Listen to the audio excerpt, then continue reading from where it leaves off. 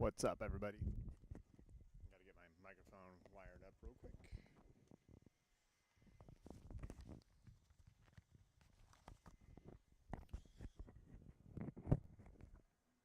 Alright. Yeah, I haven't posted for the last 2 nights. I've been busy around the house and with the kiddos and, you know, getting back into the swing of things.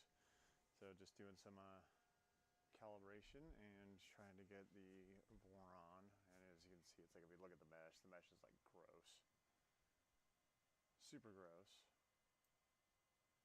And so our Y on the front end is very, very low by comparison to our one on the front. And I'm like almost capping these screws out, so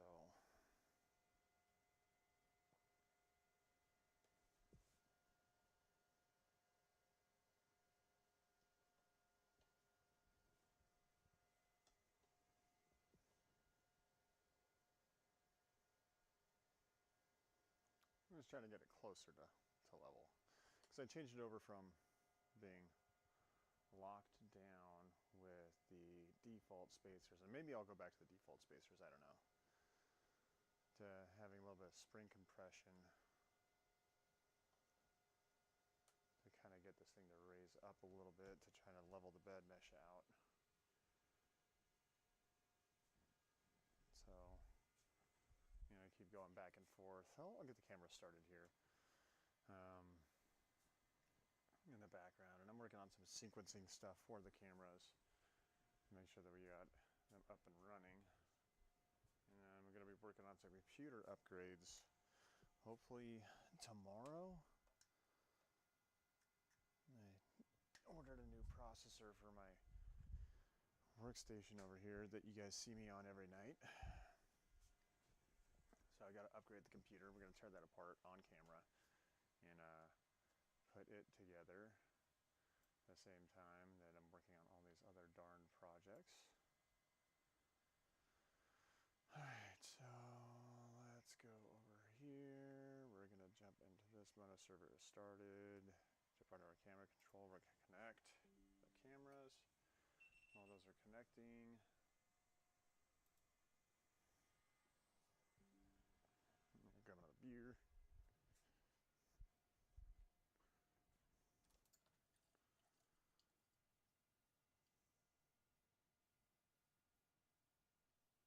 So why not? I like beer. It's terrible. Alright. And so I think it's what's really causing this like gross change in the mesh is actually the carriage that the plate sits on is warped. And I pulled my other Pro out just to take a look, and it's got some rocking to it. And so I was hoping that we could kind of alleviate some of those things with springs, but it may be that the actual like hot end or the hot plate is warped in its own right. And so I'm kind of playing through it with the springs instead of the spacers. Maybe I'll go back to the spacers because I mean the spacers weren't bad, but I don't know. I'm still kind of playing around with it. So anyway, let's get the cameras turned on.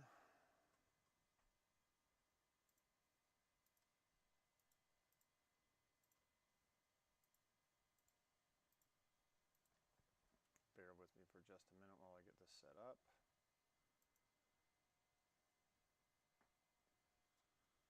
And then I'm going to go ahead and run another bed mesh calibrate as soon as I got the cameras rolling.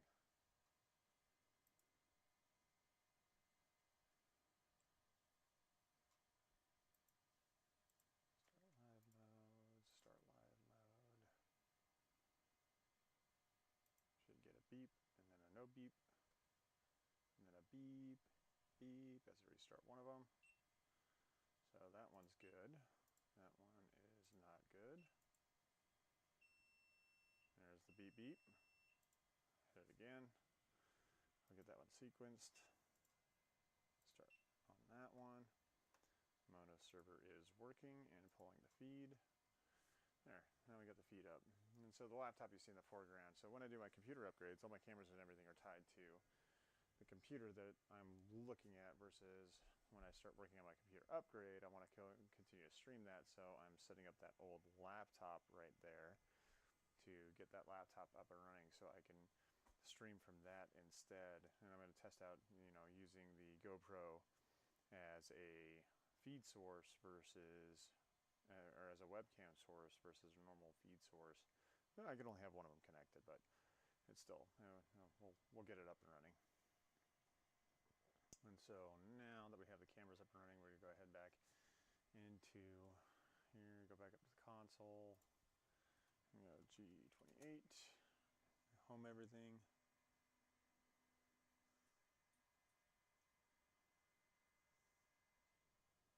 Home the X, home the Y.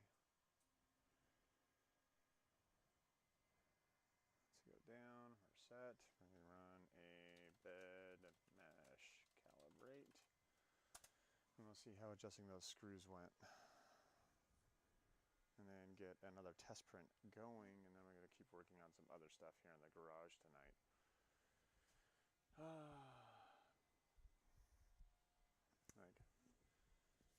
know I need to spend some time working on the nonprofit, but I mean, you guys take a look at these. I mean, these are pretty darn cool, like 3D printed recorders that I plan on donating to schools here in the very, very near future, once we get closer to the new school year.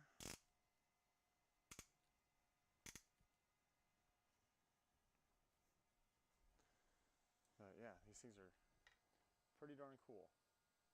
They sound great, and they work great, they're functional, they're 3D printed. These cost less than $1 to make. Yet parents have to spend and shell out thousands of dollars a year for musical devices that, in my opinion, should be provided by the school district. And I think it's really cool trying to use additive manufacturing methodologies to support growth in the school and bring back manufacturing, because we can bring back manufacturing by taking these things or using 3D printing to create and problem solve within a school. And so I really hope to grow that in the near future.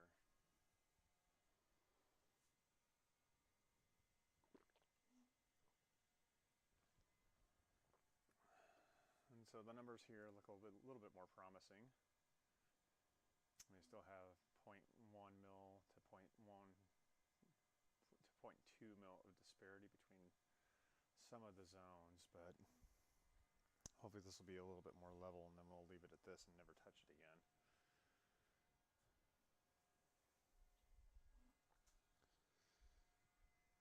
And then I still gotta get into Voron 2 build. I just want to get this one going so I can actually get it into production, so I can start making, more 3D printed recorders, so I have a steady stream of things that could be donated to schools.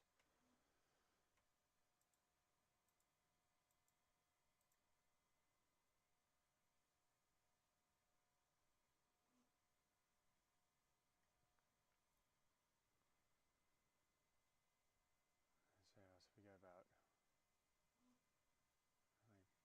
0.119, so 0.12, 0.13, 0.14, 0.15, 0.13, 0.12,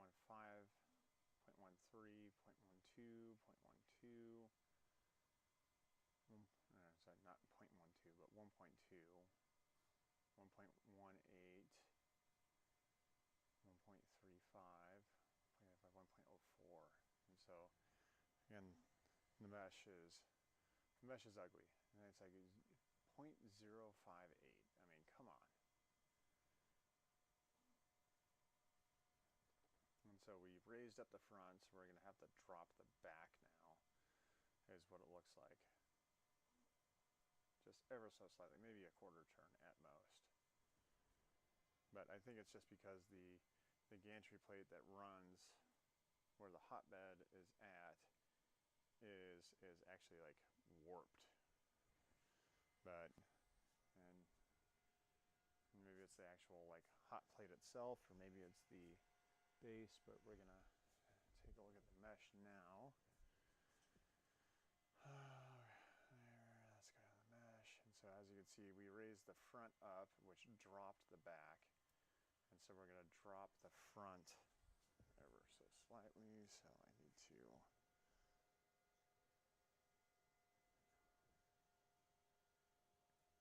And so this is the tricky part of 3D printing, is calibrating everything so everything plays nice. All right, so now we're going to go back up.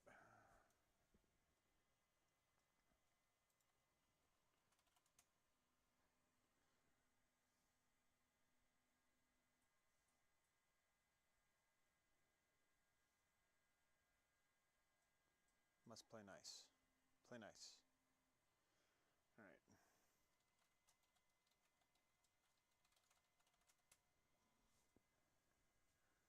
Lots of calibration. And while that's going, we'll go ahead and start looking at getting some stuff on the bamboos. And I don't remember where those download files were at. I have so many things I got to clean up. So maybe we'll work on a little bit of file cleanup, but you know,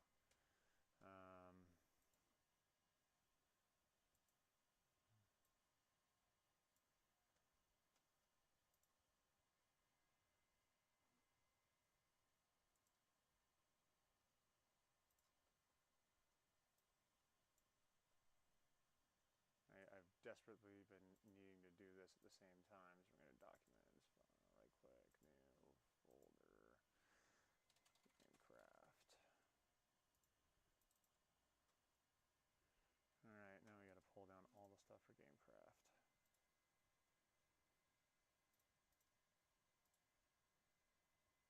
Yeah, I've been working on a couple projects for a couple other local clients as well. As you can see, it's like those things for Oakley. But those aren't important. Not necessarily important. GC plate cider. Yes, maybe guest. Monzon Brewing. Tower Cube Design. Let's see.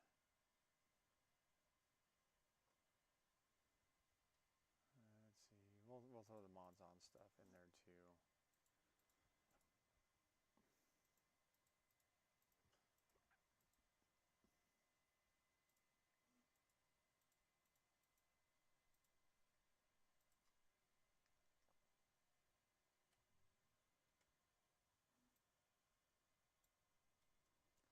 Roll those out. Put back in. All right. Let's see, Ringing Tower, Monzon,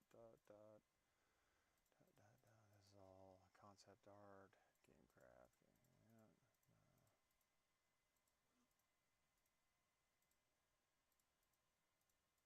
Yeah, more design work. All the design work.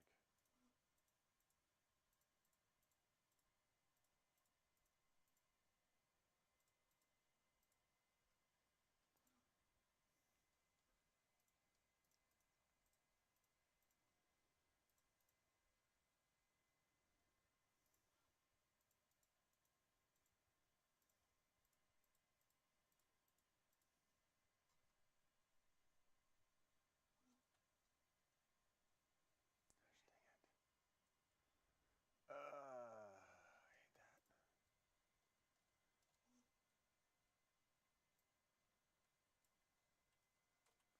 Go back to keyboard.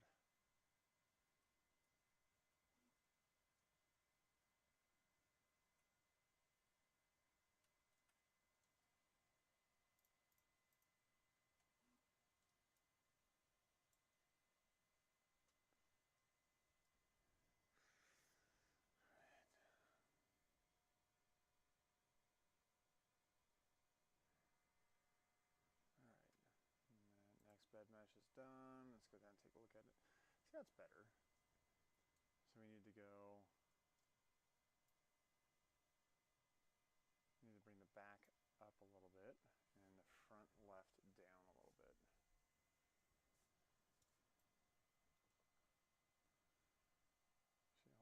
So X, Y, so yeah, the back needs to come up and the front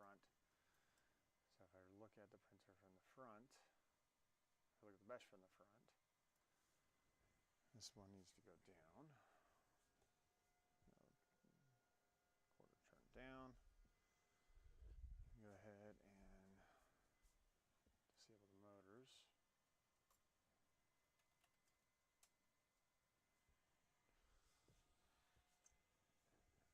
So on the back we need to go up. I'm just going to do like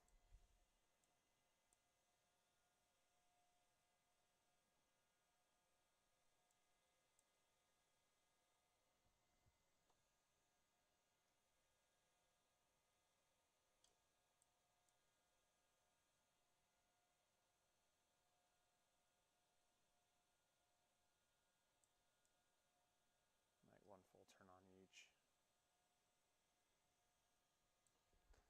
Alright, now we're going to run back up to G-code. 8.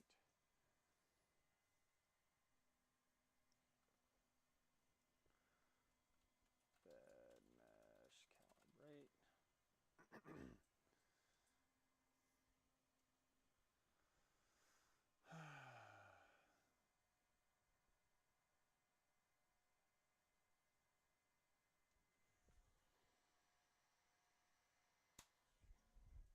Alright, now back to moving things.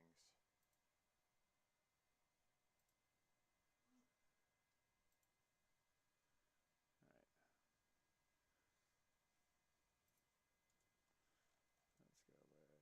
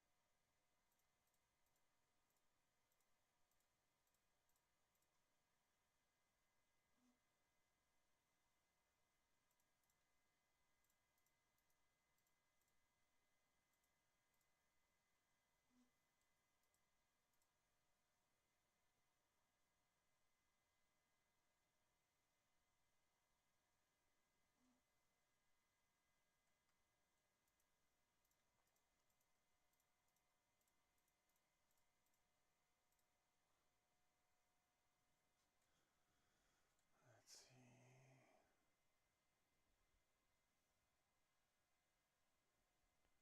Oh man, I put a lot of work into it.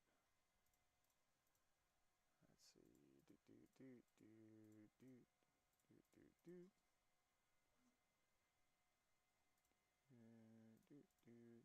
Pay no attention to the Glock stuff.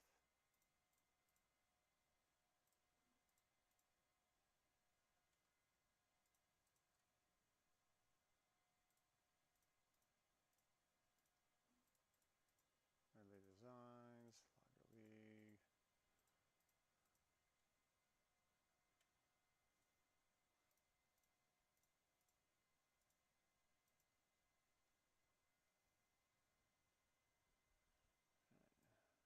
Pull those over.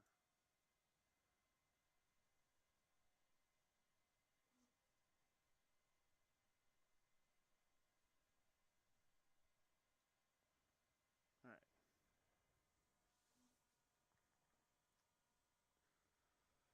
Oh gosh, lots of stuff that I printed out. Here's a bunch of my stuff my daughter wants to print.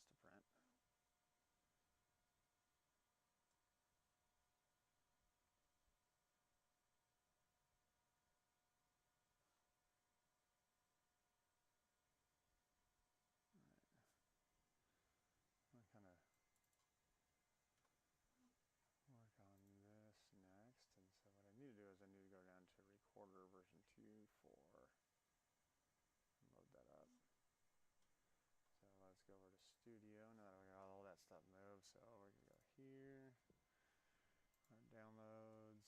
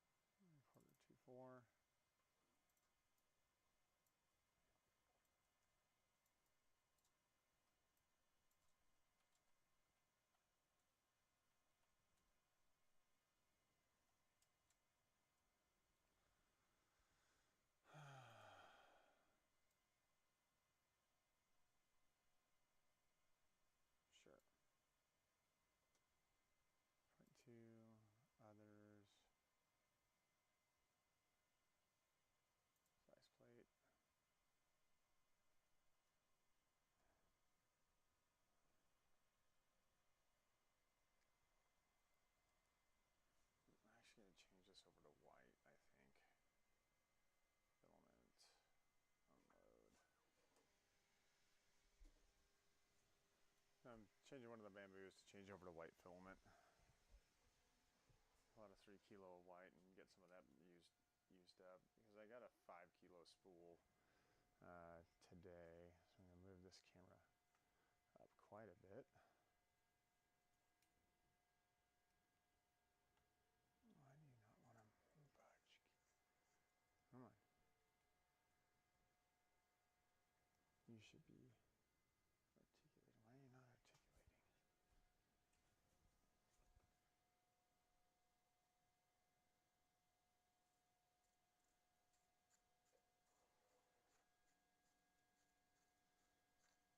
Come on, GoPro out. You were stuck on something. What were you stuck on? Oh, you were stuck on the teeth. Okay, gotcha.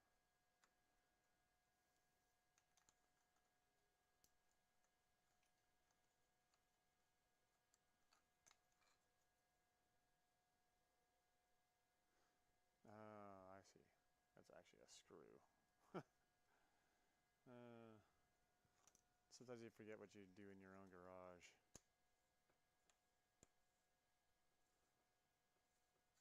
Let's see if I can get you up more.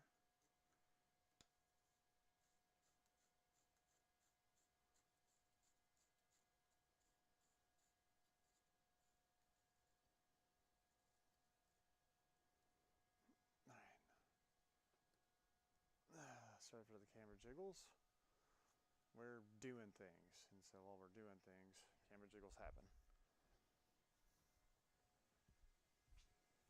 Now, when you look at me moving around with like time lapse between like my body movements and positions. All right, please pull out the filament. All right, let's pull this spool of silver out. We have way too many silver recorders, and we need some other colors going on.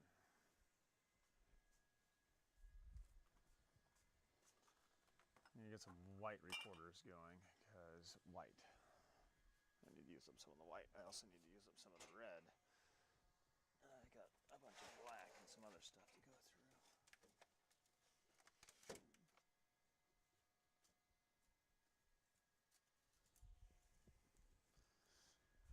All right. 3 kilos of white. No, it's not really 3 kilos. I already spooled a kilo over to a bamboo that I'm running up here.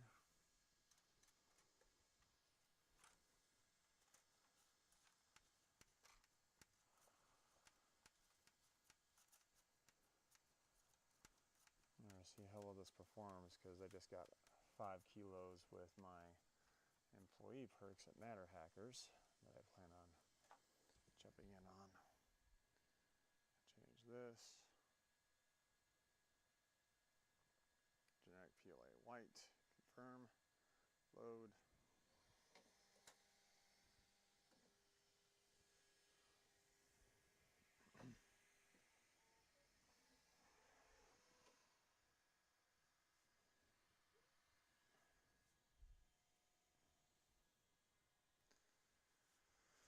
Okay.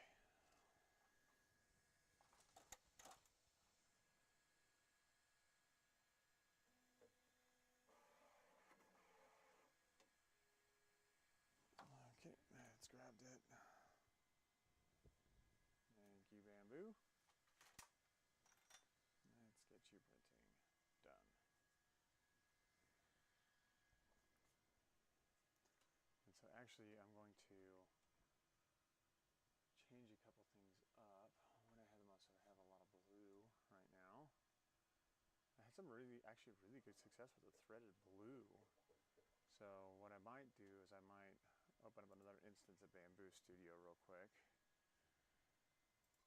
And we already have this one saved, so let's pop this one up, see where it's at.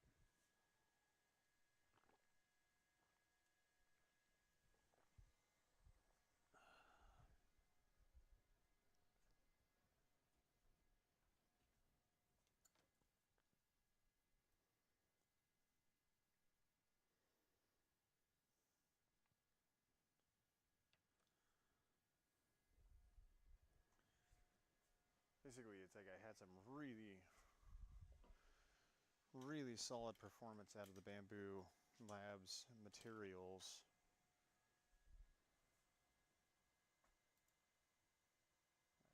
That's not what I'm after.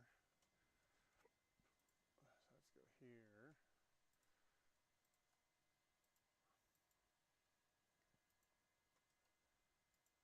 Arrange these. And so we're only going to print one for right now. Actually, we'll go two. I had some really good results with, and I should have saved that profile because it's like this.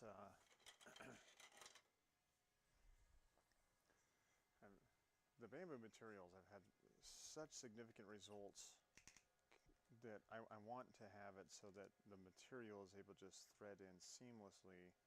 So when kids receive these, it's going to be 4 pieces. They have to screw it together. This recorder, I've been playing around with several different print profiles and settings changes to get kind of the best surface finish with the ease of use of being able to screw it without any tension or resistance. Because the silver, I don't know if it's the silver is expanding too much. It's really tight on the profile settings. But I had some good success with the white, whereas the Bamboo Labs green that I have had sitting around the garage just performed near flawlessly with only a little bit of resistance on putting these recorders together. Alright, so now that's loaded, we're going to close those windows, or leave them open just a little bit. And so I ran a couple tests earlier for running some things in silent mode. So I come up here, auto rotate, arrange, sure that looks fine. And what it is these splines for the threaded sections, they're becoming, if the printer has too much ringing based off of speed and acceleration, it creates ridges in the threading, which then bind and they have to pop over each other as you're trying to screw them together. So it becomes really difficult to screw together, whereas I want it to be a completely smooth action. And so I've got to play around with some of the settings to get it a little bit better. And so we're just going to run default settings on this one. So we're going to slice this one and we'll run 2. And I'm going to run it in silent mode to slow the printer down ever so slightly. And I'm hoping that will have the results that I'm kind of looking for to get into better production for these. And this is one of the prints I'm actually going to be doing on the switch wire once we have a good bed mesh, or a better bed mesh, I should say. And so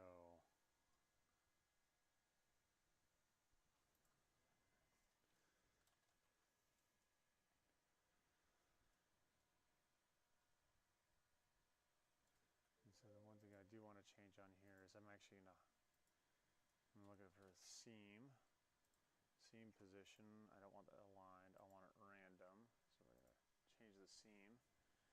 And we're going to go with random seam selection, because I think this is going to help with reducing some of the ridging and notching, so it's not drawing a line as it's going up and doing the layer height change, because that has been prevalent on a couple of the different models. And so we're going to go with a random assignment for the layer height changing and switching. And then we're just going to leave it at standard 0.2. Nothing fancy about it. And we're going to just go ahead and send this to printer. And so we're going to go machine 2, refresh.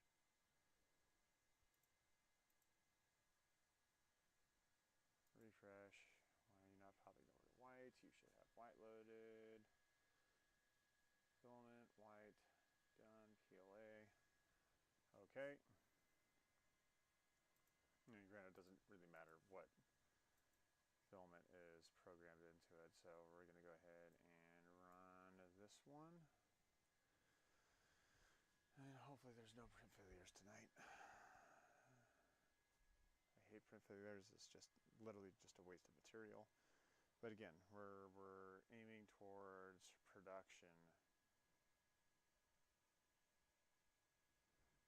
Alright, so there we go. It's downloaded. We're going to go to the actual file itself. It started. Change the speed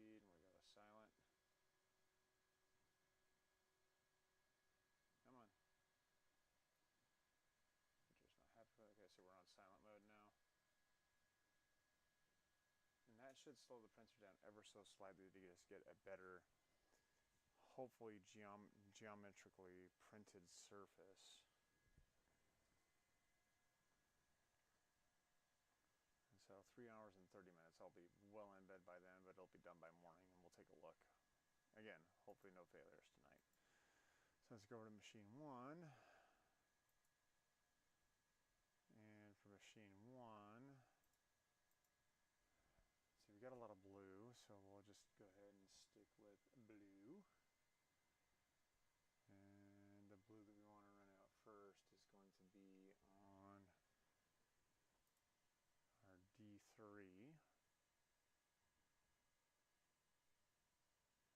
And once D3 runs out, we want to cascade it towards C3. So D3 to C3.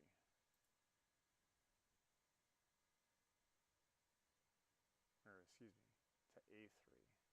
So D3 to A3 is what we want.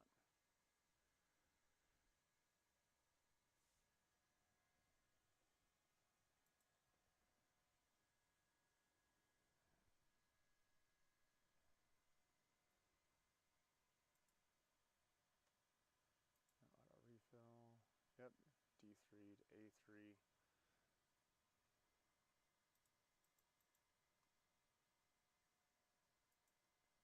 And I want this on D3 first. I want auto refill D3 to A3. Okay, perfect.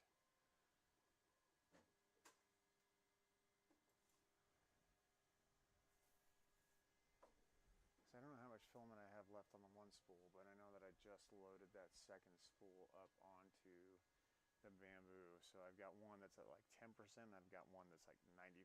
And so I want to make sure that the print's going to cascade from the one that's low. As soon as that runs out, it's not going to stop the print, and it's going to transition right over to the one that is a brand new spool almost.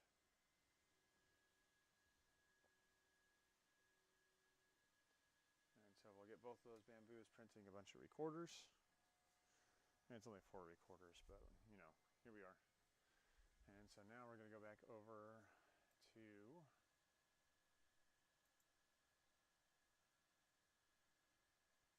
oh gosh. Brain is shutting down on me. No idea why my brain's shutting down. Oh, hey, there we go. Now we're up. Now we're going to go check the bed mesh. Okay, so we've got the front left is low. The back right is high. So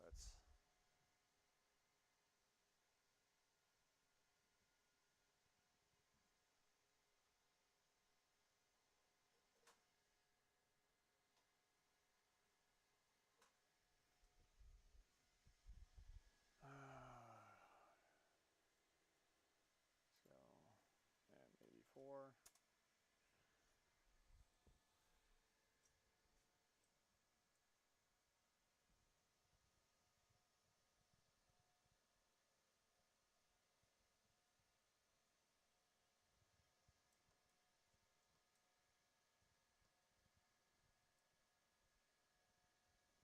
All right, here we go. G28.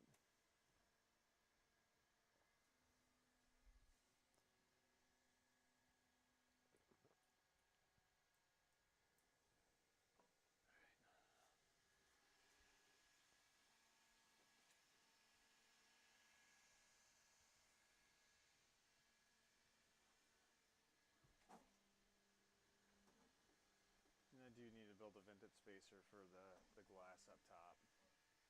In fact, I could just close the door and just pop the glass up. I mean,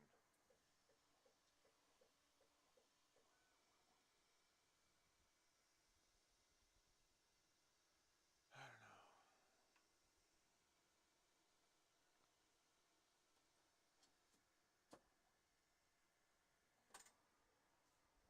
Just need to vent that heat out of the unit.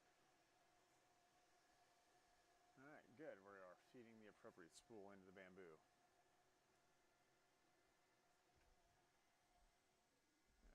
Alright, so let's go bed, mesh, calibrate.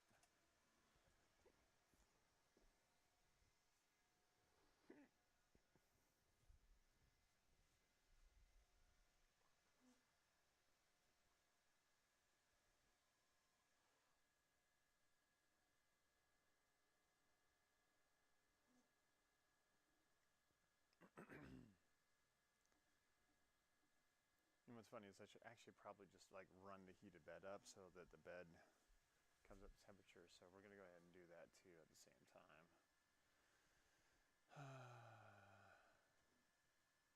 Heated bed, we're gonna bring it up to 60.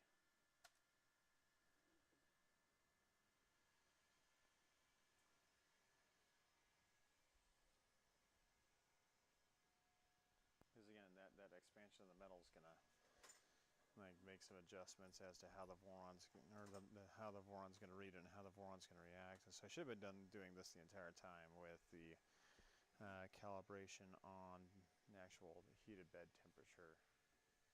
And so we'll let this come up here in a little bit.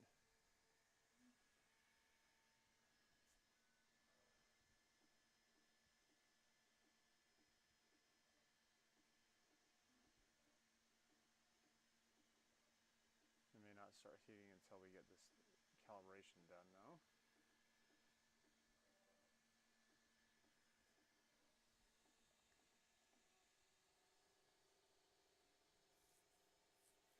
Maybe I'll look at doing an eddy mod on it also. I don't know. There's lots of things we can do with the Voron. And I'm sure everybody out there in the Voron community knows the exact same thing that I'm talking about, where it's like, oh man, I've done these modifications. What other modifications can I do? And the possibilities are kind of endless. There's lots of opportunity to adjust and play and tweak and refine and work and modify and adjust. Whether that's going to be like software adjustment or whether that's going to be like physical printer adjustment with parts components. There's, again, lots of opportunity to be changed or to be had in order to get the best refinement out of the units.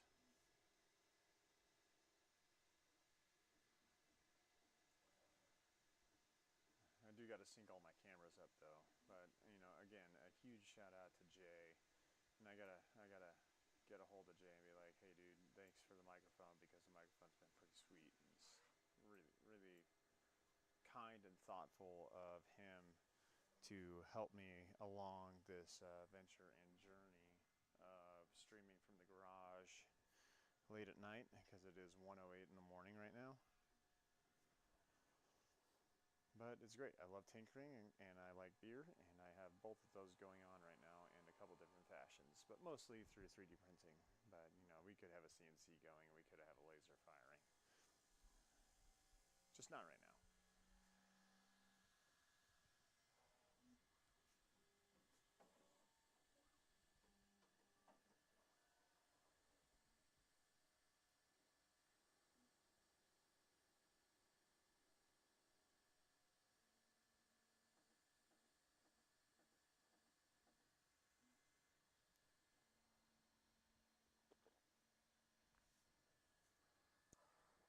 Set this one to silent mode.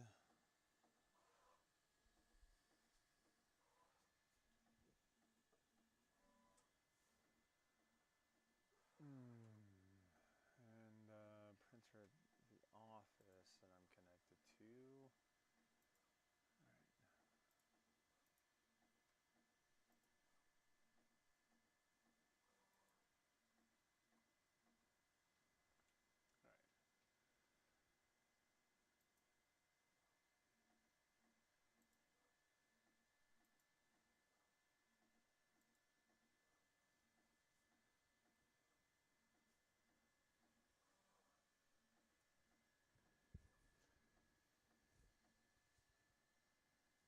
Machine 1.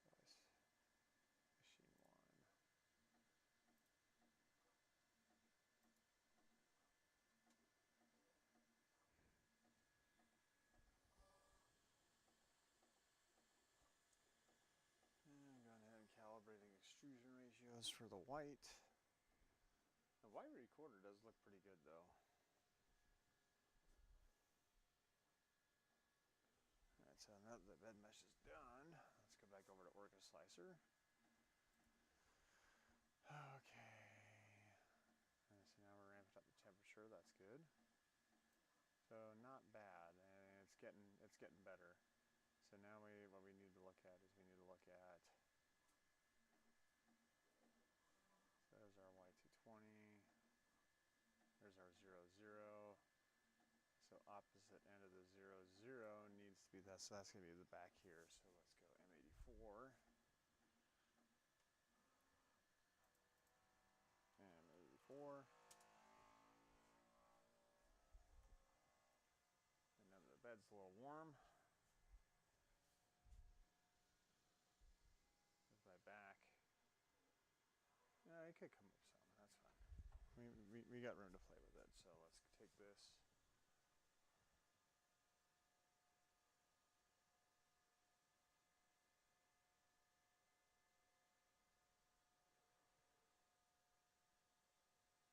Take that up a little bit.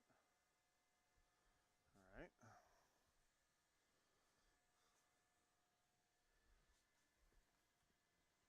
G28.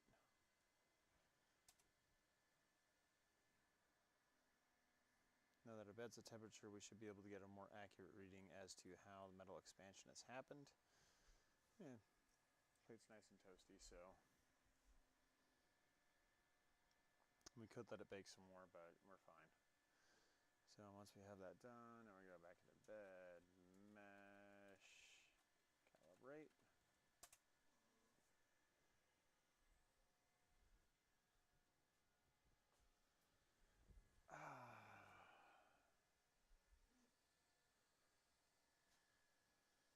Printing, 3D printing.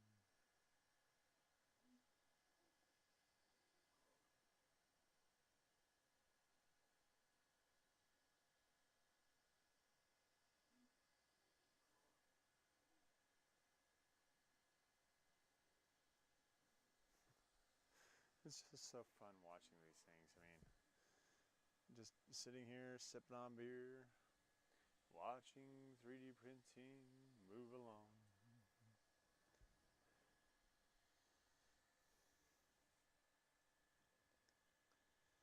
Alright, so bamboo number right is working on printing right now. And then we're going to see how well this is going to perform. Hopefully very well. So we're running 2 in white and 2 in blue, and the goal is to make sure that there's no friction during the assembly process. And so this is the bamboo filament and the green that came as the demo spools, so 250 gram spools from Bamboo Labs. And the Bamboo Labs filament has been performing very well, so we're just going to remove some of these nubbins and excess material.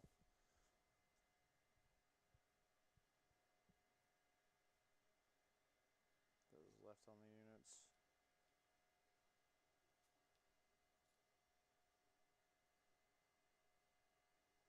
Because believe it or not, when I'm like actually working the assembly on these things, it's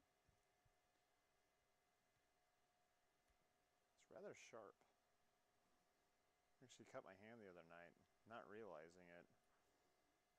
As I was twisting some of these recorders together, there was some material was left, and I gotta go find some of my deburring tools.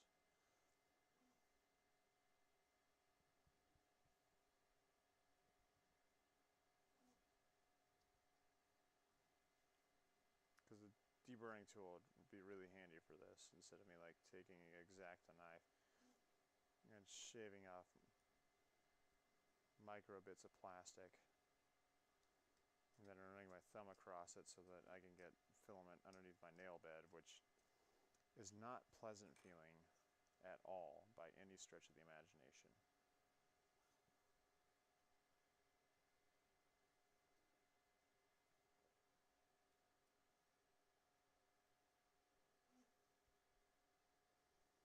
And so yeah, for the nonprofit, I mean, I want to get it ready for launch here in a little bit, and then really start looking at either a investor pool or some more local schools to show interest in and get invested. But I mean, if we look at the bamboo filament, the reason why I like the bamboo filament the most right now is it has proven the easiest to thread together. And granted, there was a little bit of stiffness there.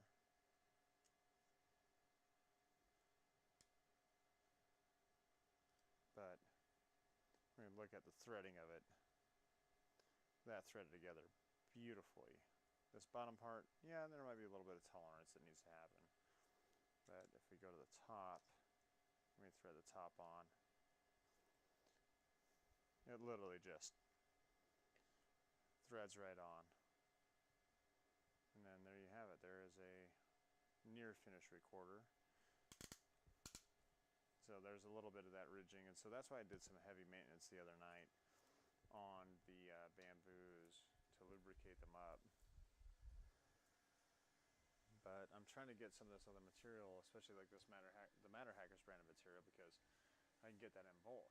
And because I can get it in bulk, I want to figure out the exact print profile settings to make sure that I can just have these things as off printer and able to thread. And so, because the goal is to have these things shipped in bulk, and with them shipped in bulk, I can literally just drop these off to a school, and the school can thread the components together. You know, recorders are here, at least at Saddleback Valley Unified School District, where I'm located, is they start learning these things in grade 3. And I want a 9-year-old, or 8 or 9, sometimes 10-year-old, to be able to thread these things together with their strength. And so it should be easy and painless and seamless. That way it's like a kid receives a recorder that was donated through the nonprofit I'm looking to launch, and they can be up and playing music in a matter of seconds or minutes. I mean, if there's parental assistance that's needed, great. If there's a music teacher's assistance that's needed, that does happen. But, you know, having it set so these kids can put together a music instrument that they're going to be playing. And so, as you can see, it's like I'm running into a little bit of variance on this thread. But usually if I just let this sit, and I let it sit overnight, that polylactic acid is going to slowly expand under the tension that it's under, and I'll be able to screw this down the rest of the way. And so I got to get some instructions put together of how to assemble the recorder so it can be played with little to no parental intervention. Because I want to reduce the stress of parents. I'm a parent. I know what it's like for parents to have to do everything, and I want to grow independence into some of these kids. Well, not some, all the kids. All the kids need to have a little bit of independence to be able to build things together, to create things on their own, to see the fruits of their own labors. Because, like, the future of our nation depends on it, for one, and the future of the manufacturing sector also depends on it, because they need to have independent thinkers that can support some of these initiatives.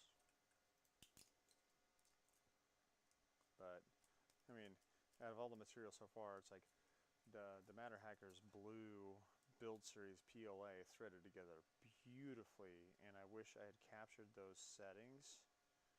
And so that's a fault of mine for not capturing them when I should have, because I wiped the settings, and shame on me for doing that, because it was really, really awesome just to like put the pieces together and then thread it, and it came out beautifully first time.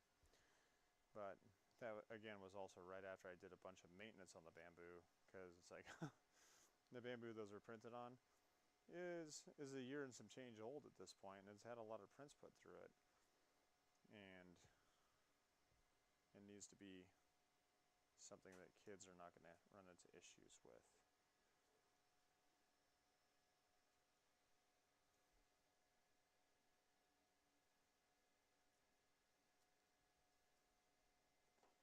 Alright, so we'll see how this one threads.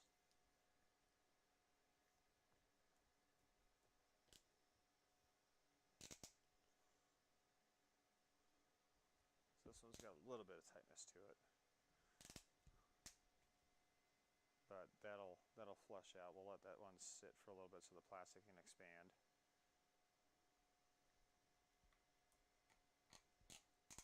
This one's got a little bit of resistance. So yeah, it's getting the print profiles and everything dialed in, because I want kids to be able to do this without having to rely on parental intervention to set these together. Whether that's going to be a press fit or a glued or non-threaded version, we'll play with those. But I've got a couple blisters on my hands and my fingers from cranking on ukuleles every night, or not ukuleles, but recorders every night.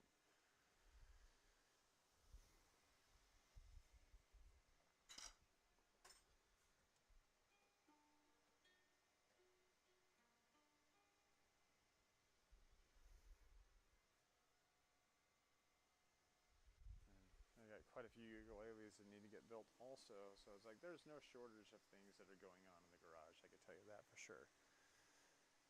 I have lots of things going on in the garage. Oh, it's great and chaotic at the same time. So let's go back and we'll take a look at the bed mesh. And so the bed mesh is still way off. We dropped the front down way too much. The back right is still having issues. We have this hump right here, and I just don't know what's causing that. And this is after we're running the heated bed up. So we're going to go ahead and we'll do quarter turns. So I'm going to do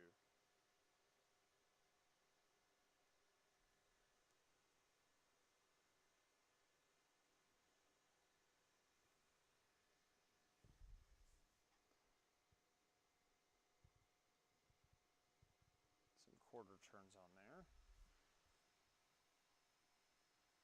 And go back to the leveling it. And take a look and see how much of that threading is actually still sticking through the nut underneath it though.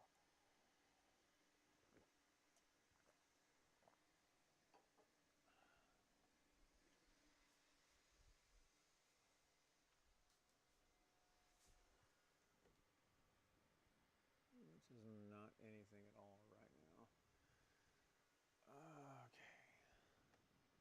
Now maybe I'll just run it back to the stock spacers and leave it at that.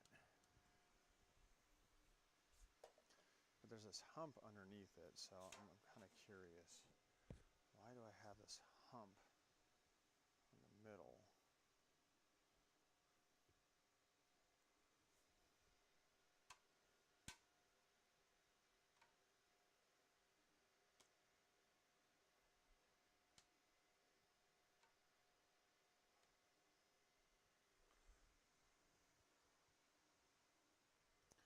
I wonder if I should put the smooth PEI sheet face up instead of the texture PEI, because maybe there's some issue with the texturing on it. I'm not sure.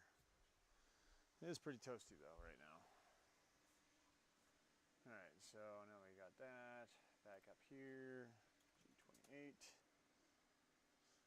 Bed's still heated.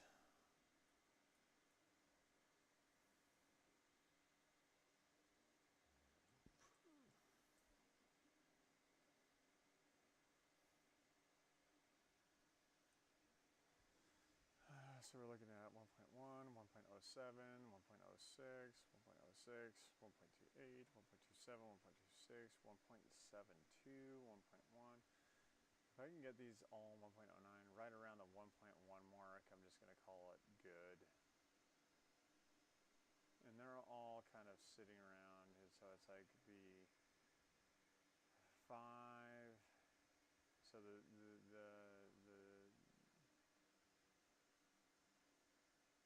front line is what we're experiencing the most disparity on. So bed mesh calibrate.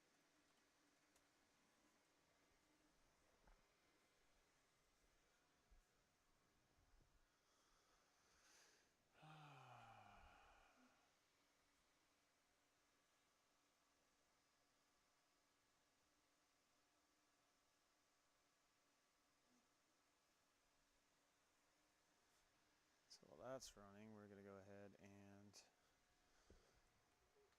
close this laptop.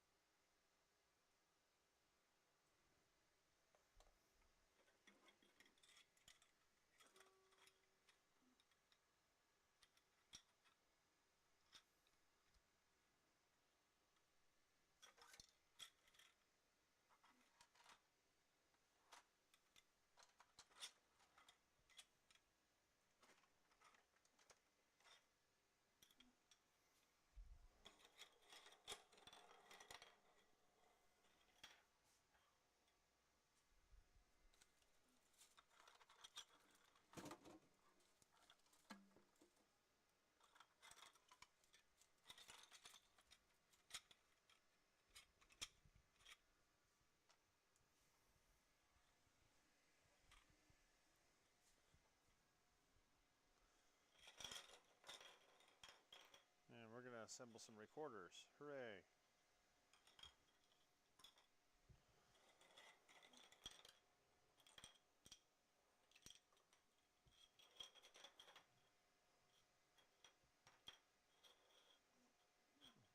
And so it's silly to think that, you know, it's like I have my monthly filament allotment with the company, and the company being Matter Hackers, and I'm greatly appreciative of the opportunity to be able to do these things and showcase these things, because I think that all the kids out there need to have a vessel or an opportunity, and sometimes it's not available, or their parents are under financial constraint, and so they have to have something that's provided. So why do we not use and leverage, you know, some donation money to create it? Because it's like a 5-kilo spool, and I did the math on it earlier today.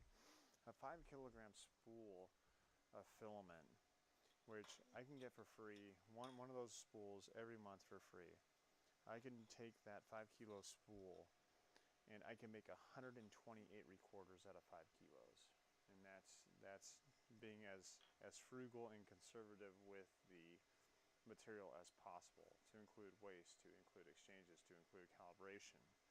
But a 5-kilo spool of material would normally run like almost $90 minus tax.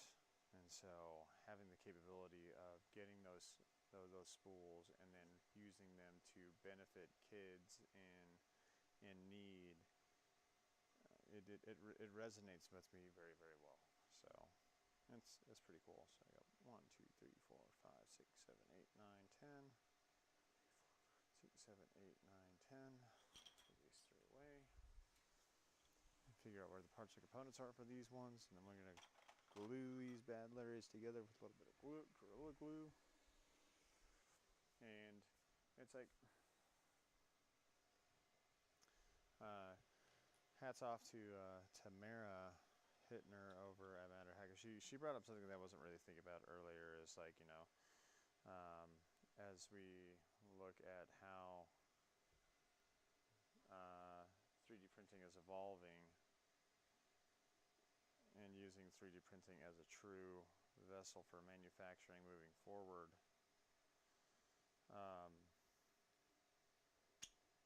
how like layer lines and whatnot can trap like germs and grossness, and how do we mitigate some of those things? How do we clean these? Because again, there's little ridge lines in here. You can feel them, you can see them. I mean, you can't really vapor smooth PLA.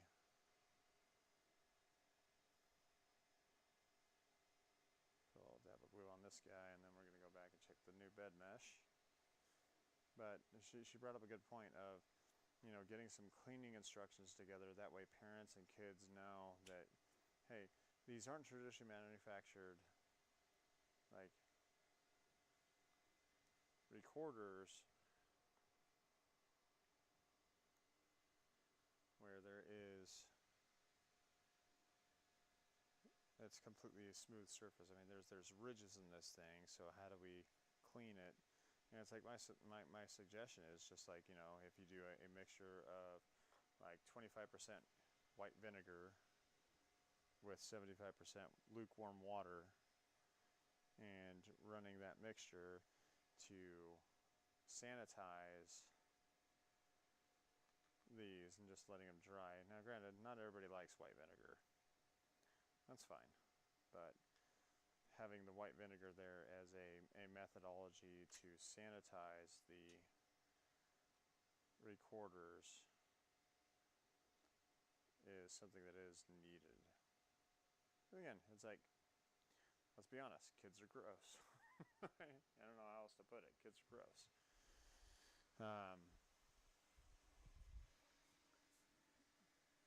But being able to sanitize these units, and so it's like, why is it that we have such a terrible disparity on the back now? Because we're looking at 0.17 to 0.61. So MD4. We're turning off the motors. We're going to kick this back.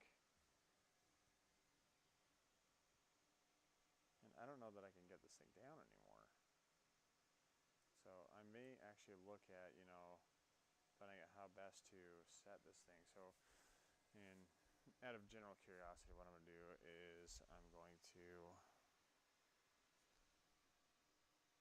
crank these Z screws down quite a bit.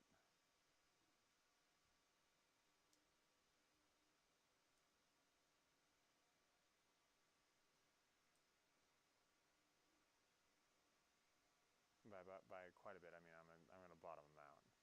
And then we're going to restart the process because it seems silly that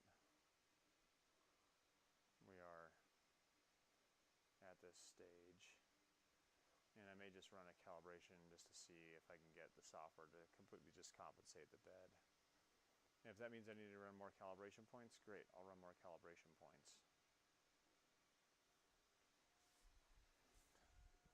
But I shouldn't have this level of bed mesh warping.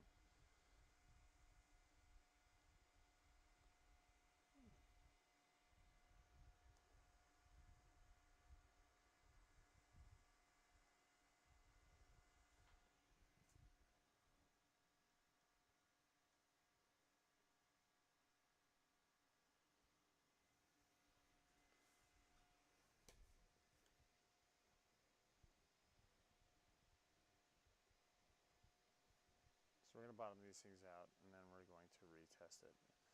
But again, that's putting tension all over the place on the plate, on the heated bed.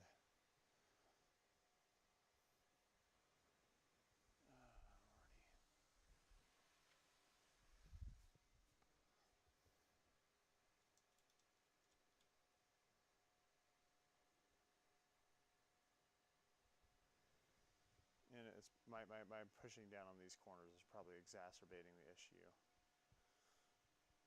Call it a hunch.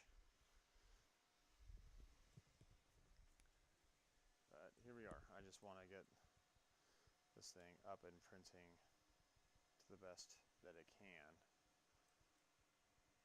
Why? Because one, I built it, and two, I want it to be fully operational.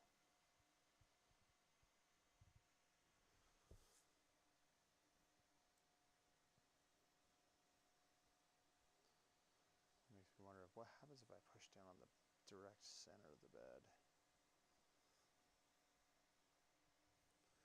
Alright, so that's like the compression of the springs. These are near fully compressed. Push down the center, push down on the center, push down on the center. Get this thing to level out some. Okay. Alright, so let's go G28. Grab some more beer.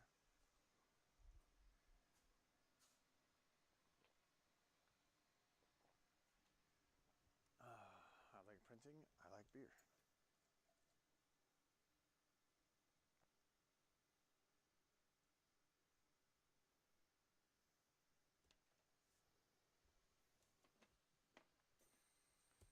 Two, three, 4, 5, 6, 8, 9, 10. This keg has got to be starting to run really low now. Yeah, it's got a little bit of beer left in it. I've got another half barrel on order right now, so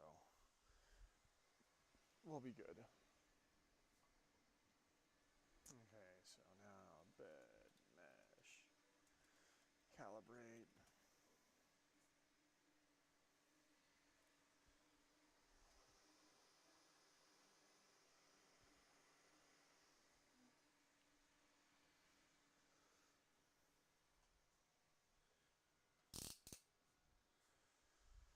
All right.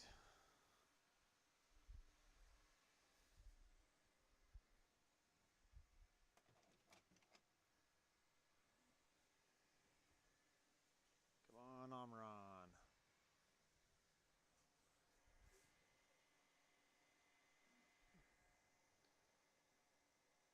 And so what I may end up doing is I may end up just going and getting a new actual base plate, or maybe I'll just mill one out or something. And we'll go with the heavy air quotes on the or something portion of it.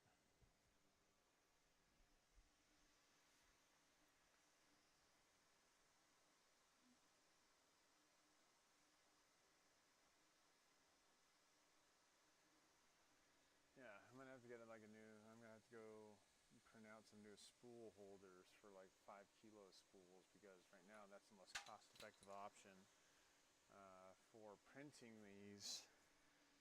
Just because I've generally been running like a 3 kilogram spool plus a 1 kilogram spool as my monthly allotment, but I need to ramp production more as it stands right now, in order to facilitate, making enough of these things to support schools. And so the 3 kilo spool is kind of where I'm driving towards right now. It's got a little bit too much glue, so let's grab some.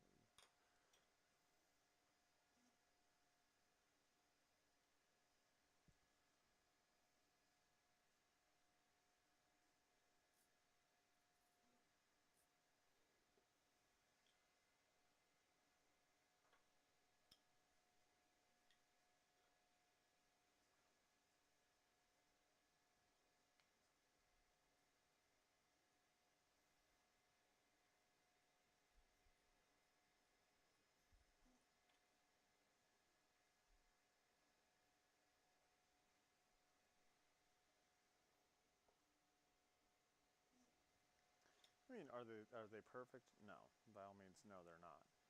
But is it going to reduce cost and everything to a parent who's just trying to get their kids a music education? Absolutely. And I love that. I love that aspect of it. Is that there are kids out there that do not have the capability or capacity of their parents being able to provide everything that they need. And so we want to give them that opportunity to have the same, give them the same opportunity that every other kid has. And I hope to run this where schools have a lot of 3D printing technology already ingrained into them.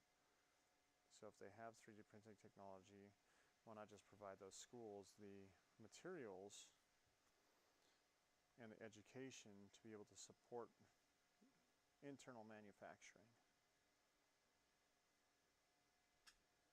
Because I think that's missing in today's day and age, is kids need to understand how things are created and why things are created. And I think this is a beautiful opportunity to showcase it and provide assistance where assistance may be needed.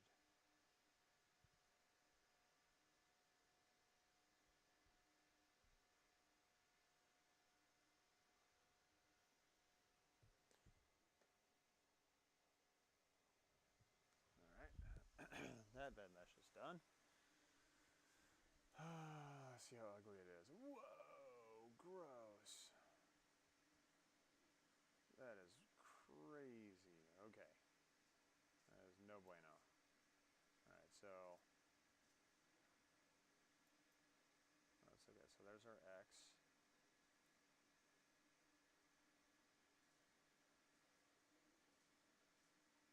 So our X, that needs to come up quite a bit. So let's go 2, 3, 4. That's one full turn. Alright. Now up here, and maybe 4 to disable stepper motors. Grab the plate, slide the plate back, and we'll go 1, 2, 3, 4. We'll actually go up 5, 6, 5, 6.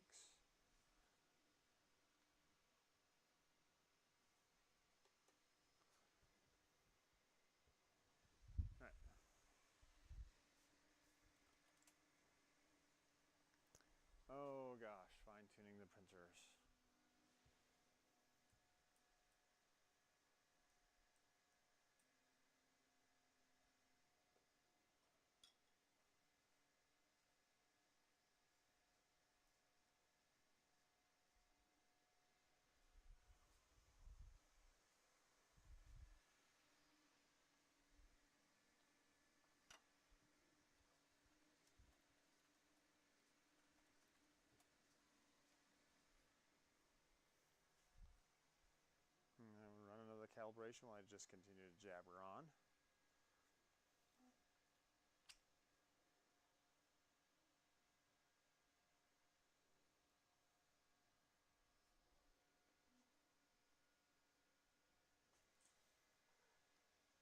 I mean, are they perfect? No. Are they beautiful? I would say yeah. Why? Because it is the intellectual property that we have the okay from the 3D printing professor to remanufacture these and get these in the hands of kids who don't have anything. Who knows, maybe one day I'll see a couple kids playing with their 3D printer recorders outside of local schools. And be like, yeah, the nonprofit helped with that. We created the inspiration, we created the knowledge, and I really hope that it'll be like the kids themselves, that they're the ones that actually created their own thing and are using it to create something completely new. Whether that's music or whether that's, you know, things to support sports programs or things to support the local community.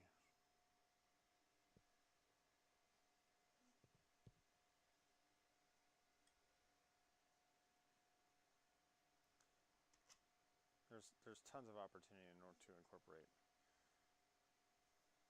additive manufacturing into any environment. It's just taking the time and money, and I really don't even care about the money, to invest into it.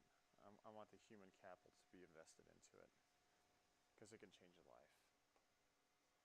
It can alter the course of somebody's being. It can be there to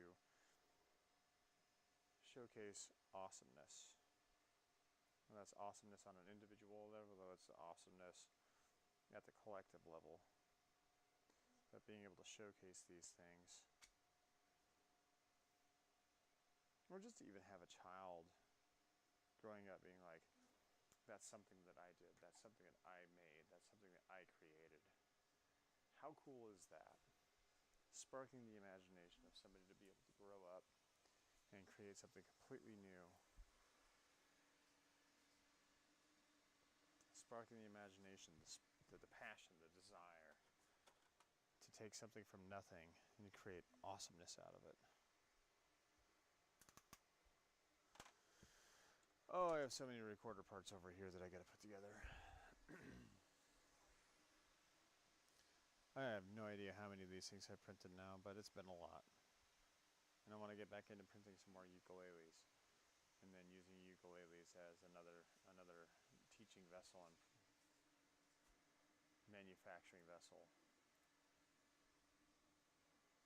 Let's bring manufacturing back to the US. I mean, Spencer Loveless over at Mirror 3D puts it best, is why spend the time and money to send your manufacturing overseas when there are institutions here in the United States? They can, one, benefit from it, and two, you can make American-made products.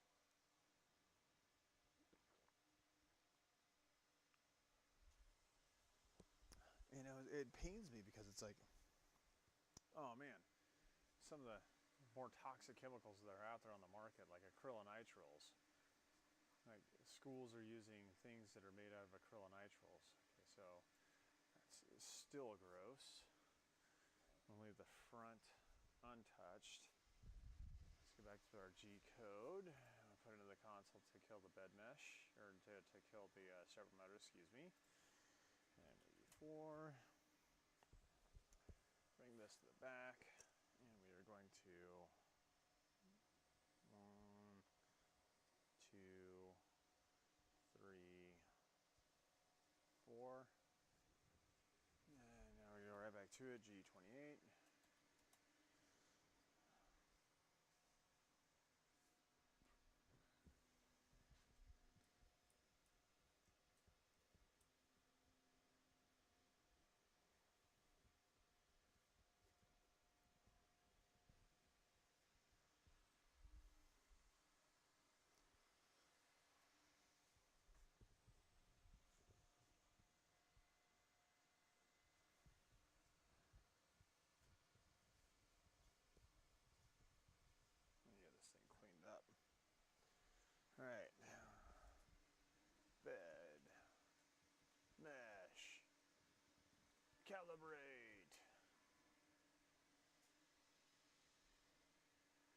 it? It is fun just watching this thing go, though. Because, man, thinking that this was just, you know, over a month ago, a Ender 3, and now it is just a speed-crushing monster. It's pretty cool. It takes a lot of work, but, you know, is it Bamboo Lab quality? Not quite, but is it pretty darn cool and house manufactured? Heck yeah, it is. Heck yeah, it is. But hopefully with these material profiles that I have going on the printers right now, I can find the best print profile so that I can work the threaded version and not have to adjust the threadings and just run with it. But, you know, there's 1, 2, 3, 4, 5, 6, 7, 8, 9, 10 more recorders just waiting for the glue to dry. And those are ready to donate to a school.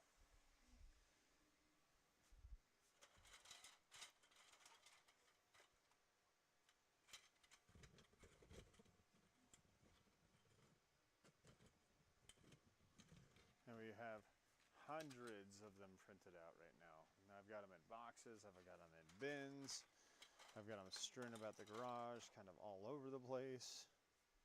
But, yeah, these things are pretty darn sweet.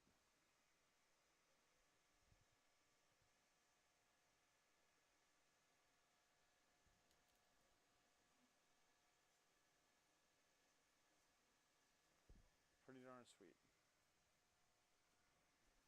And for the kids and the parents, the sweetest thing about it is they don't have to worry about it. It's polylactic acid that's been turned into something brand new. Like most of the ones that you see that are injection molded, the parents have to pay for, they're all made out of like acrylonitriles. And acrylonitriles, I mean, it's not that they're super toxic, it's just not something that I would recommend for, you know, yeah. I mean, it's up to the parent. It's up to the schools. But I want to grow this capability and capacity so you can use any 3D printer that's already nested into a school district to be able to support the schools, be able to support the school district. So if one school within the district has like 4 3D printers and the other doesn't, sure, one school can be able to produce these things on the whim. We just got to give them the materials and we got to give them the education to support, you know, in-house manufacturing. And it is 1:50 in the morning. And so my time is starting to rapidly dwindle before I need to go get some sleep so I can actually perform my job in the morning. And it's always creepy when my garage motion sensor lights turn on at 1:50 in the morning.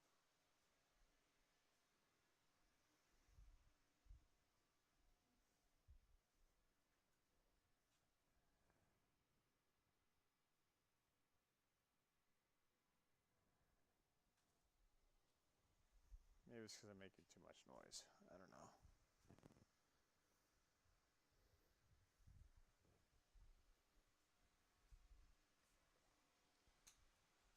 Okay. Let's see what this bed mesh looks like. Just see, how did it get worse? That's the thing that just like bothers me. Now granted, it's like 0.46 to 0.7, so we have less than 0.3 mil disparity between these. And so now we're going to raise the front up, so we're going to raise the front left. Half turn, we're going to raise the front right.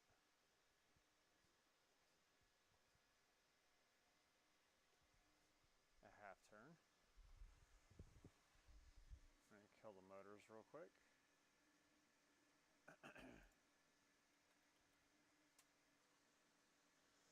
I'm going to send that to the back. I'm going to up those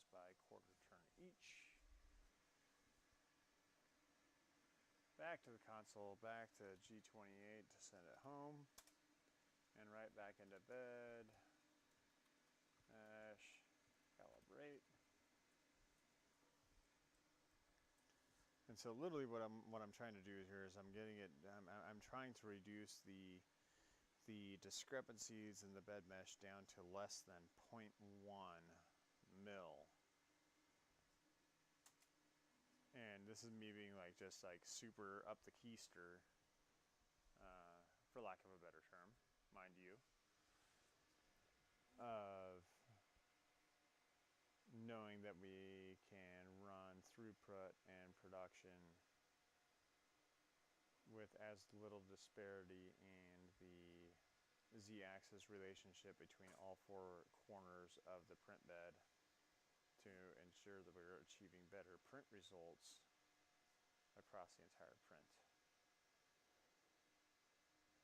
Granted, it's like software can compensate for all of that, but if I'm not doing the due diligence of doing the bed mesh leveling to finite detail, then I shouldn't be doing it at all. And so this is something I have to internally prove to myself that yes, I can do this. Yes, this is successful. And it goes the same with like looking at the recorders that we have right in front of us, and I'm just going to wait for the glue to dry. But also that this is going to be a successful, like, complete manufacturing process of a 3D printer.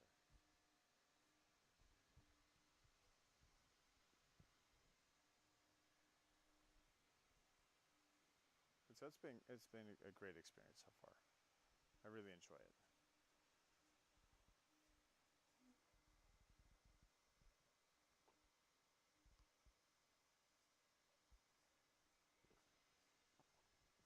Because what else am I going to do at 1:55 in the morning except jabber on YouTube about 3D printing technology and how we need to reinvest into our youth.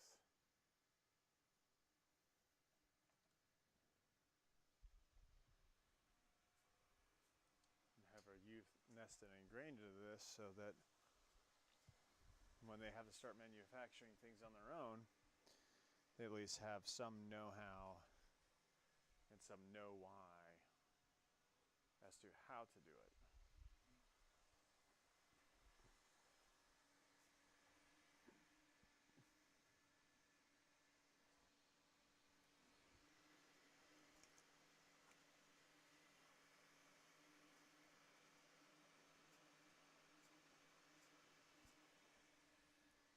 And I gotta go pee.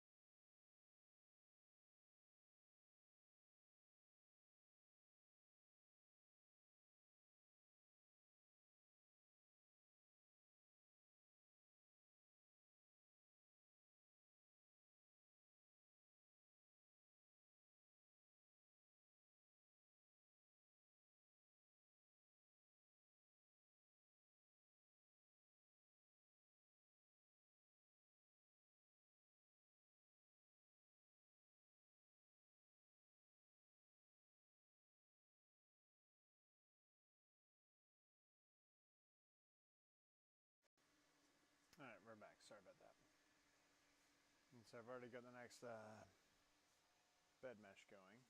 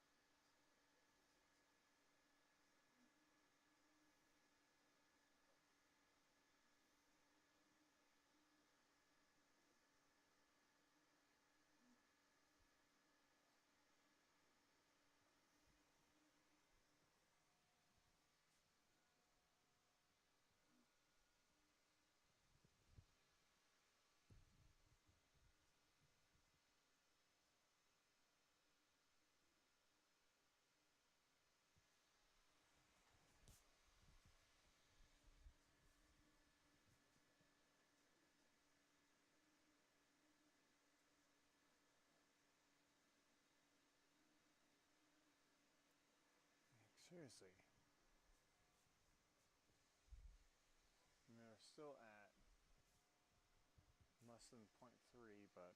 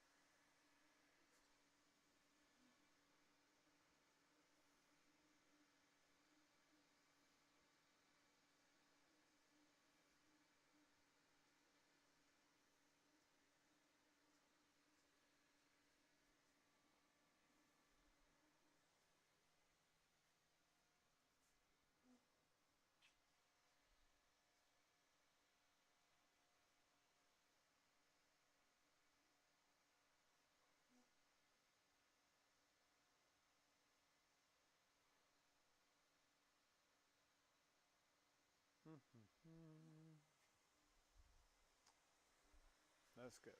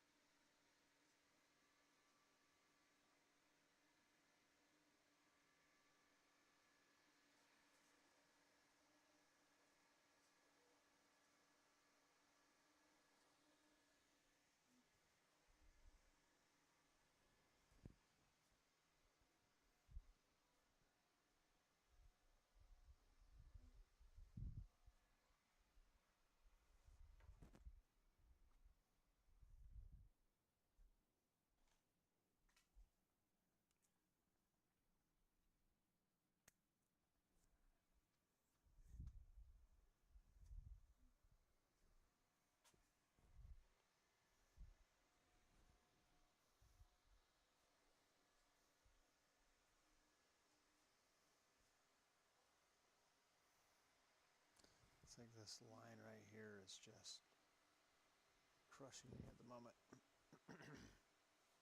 Crushing me.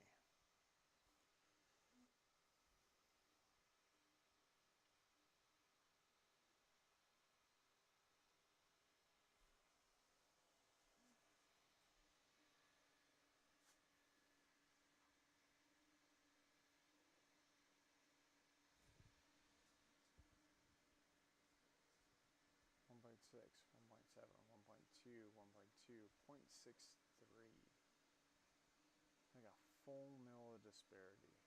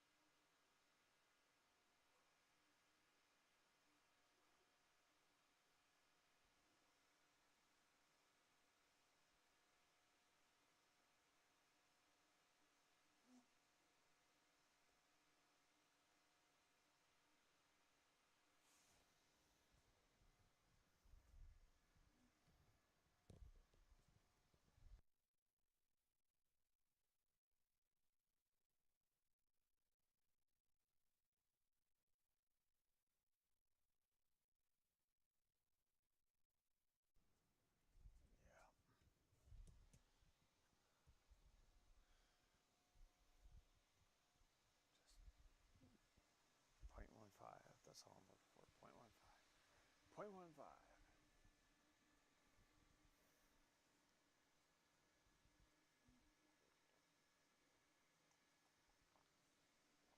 I'll let the software take over as soon as we get into that 0.15 threshold.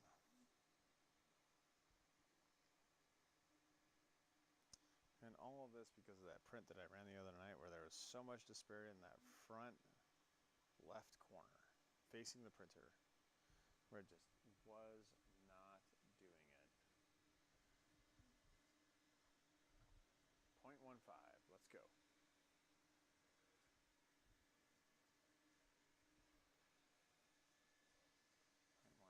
0.133, 0.133, 0.133. Okay, how did it go from 0.133 to 0.0?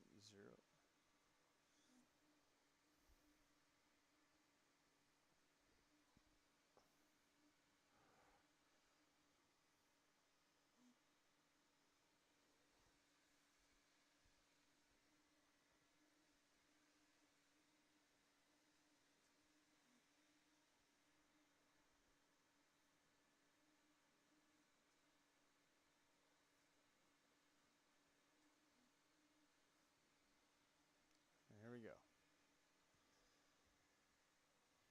Alright, that is done on this one. Let's scroll down. It's like still.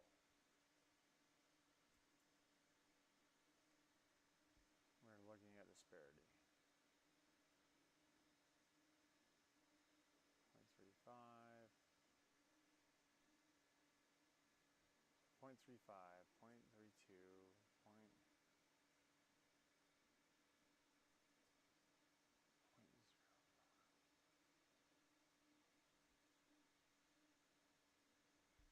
So we got 0.275 at the highest point, which is over here.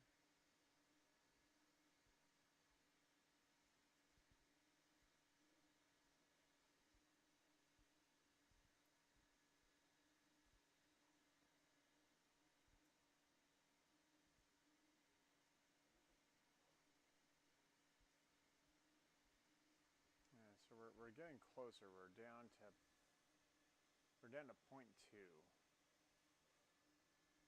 0.2 mil disparity. So we're going to raise the front quarter turn, raise it back a quarter turn, and then we'll check it out of here and again. Let's go back up here.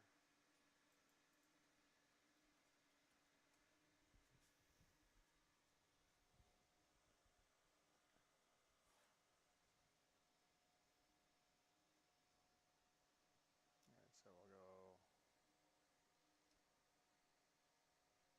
a full quarter turn.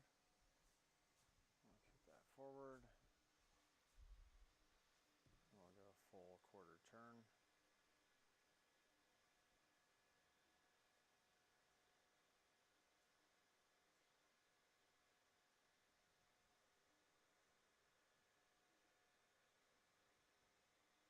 And I'll go a little bit past quarter turn on the front.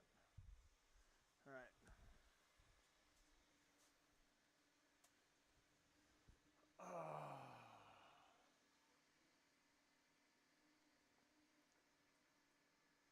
We'll see if this gets us in the 0.15. That's all I'm looking for, 0.15. Fed, mesh, calibrate.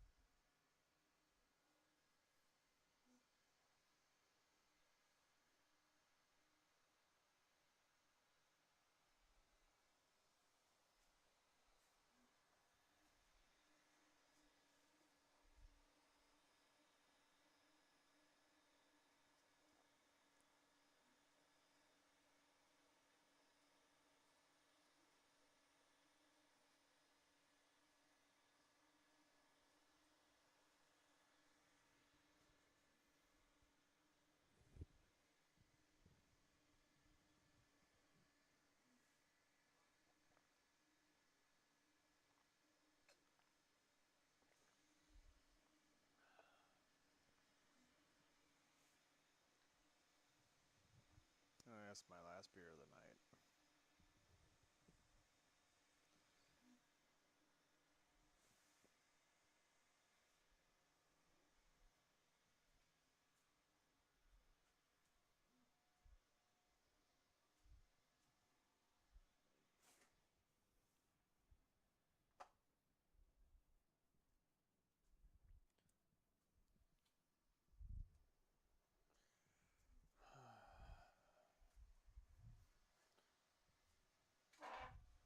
Oop.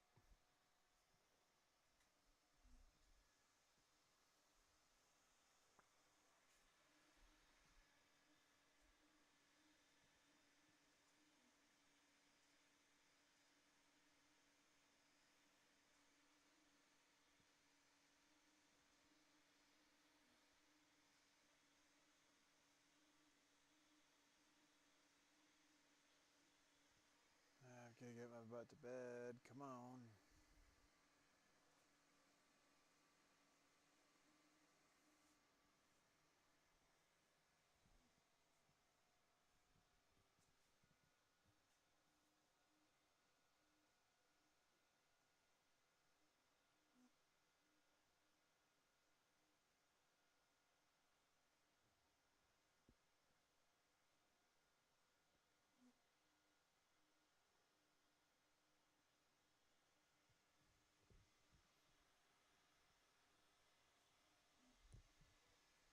I'll be right back real quick.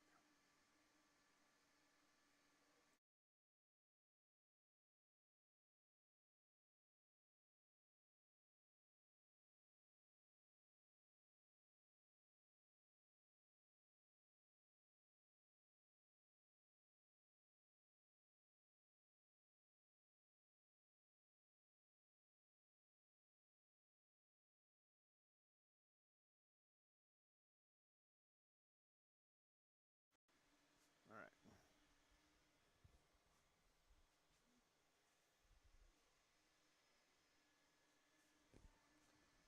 That's like we got 0.86.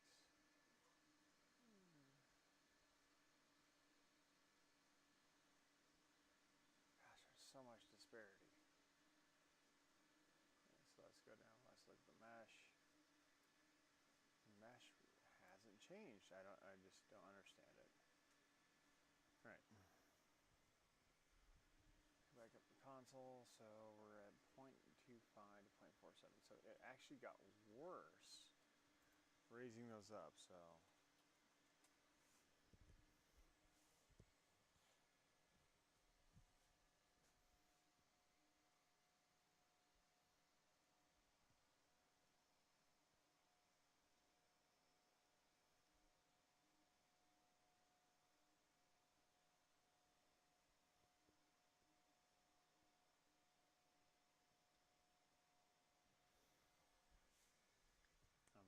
Maybe I will go back to solid spacers.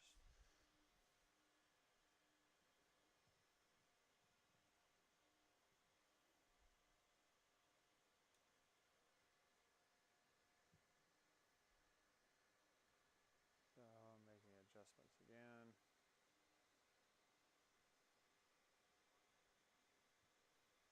All right. All right. Fingers are getting tender. So.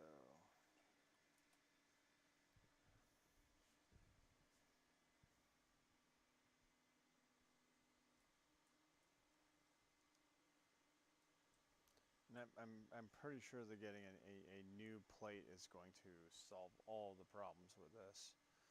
But I want to try to at least get this nickel and dime down to be within like 0.15 mil.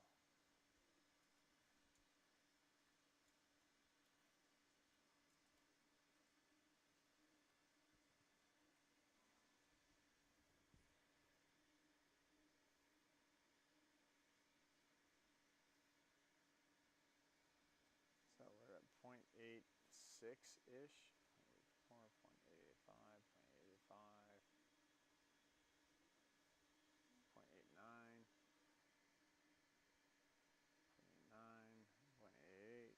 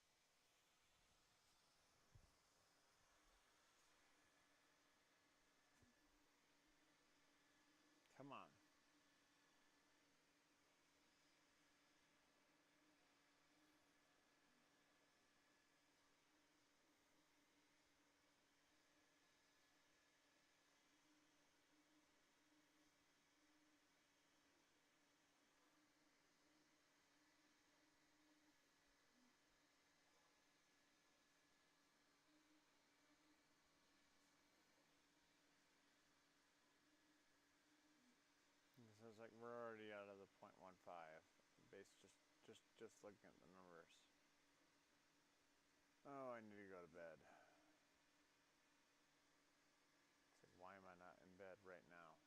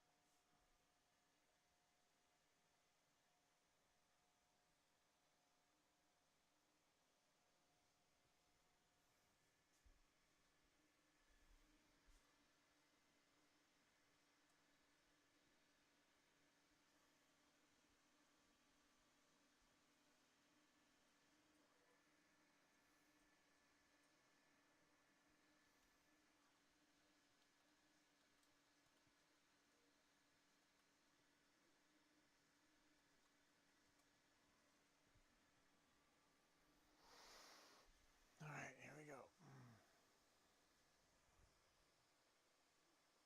I'm tired.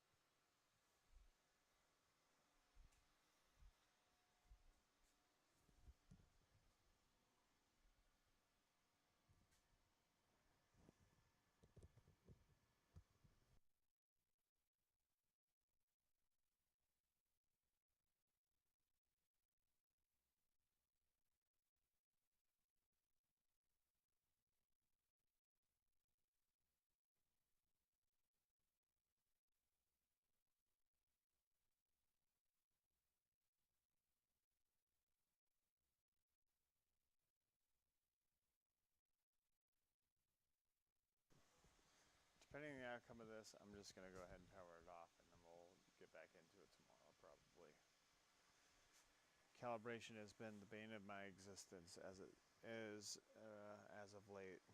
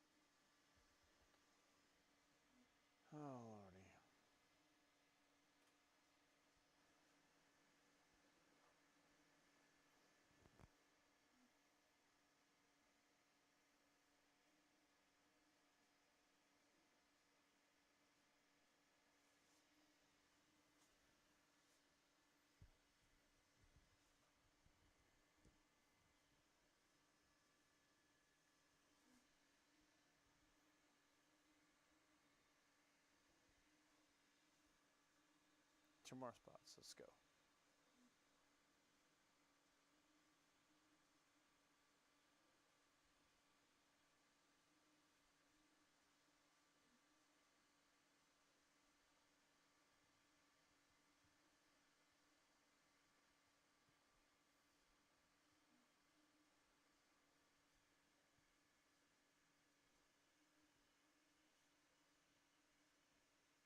All right.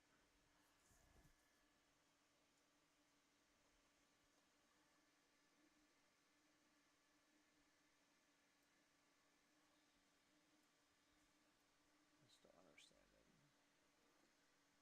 0.38 versus 0.63. All right. We'll catch you guys tomorrow. I'm done tinkering for the night, so anyway, we're trying to dial it in, but it's being a pain in the butt. Anyway, we'll catch you guys tomorrow. And gals.